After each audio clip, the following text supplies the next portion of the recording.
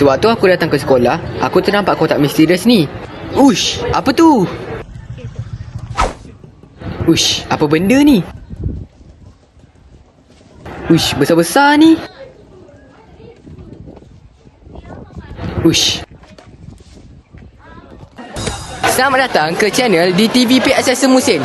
Kami dari TV PXS Semusin ingin menunjukkan satu keunikan, iaitu The Little Free Library.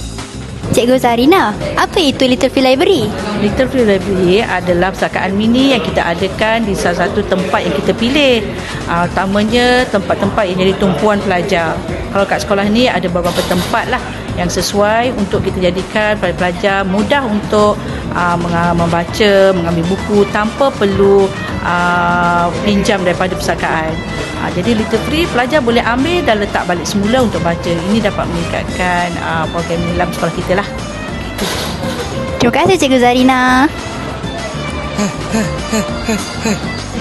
Hai, pernah pakai Free Library ke? Pernah. Sambil saya tengah pakai baju ni, saya ambil buku daripada Little Free Library. Oh, ni kenapa pakai baju ni? Tengah koko ke? Hari ni ada koko. Ya betul. Oh, macam tu. Nadra. Ya, saya. Nadra pernah gunakan Little Free Library? Yang tu ke? Pernah? Oh, bila je? Bila cikgu tak ada dalam kelas, Nadra akan ambil buku dekat situ dan baca. Best ke? Best? Baca buku apa? Saya baca buku ni. Kesimpulannya, kita mestilah gunakan kemudahan di Little Free Library. Okey, itu saya daripada kami. Bye!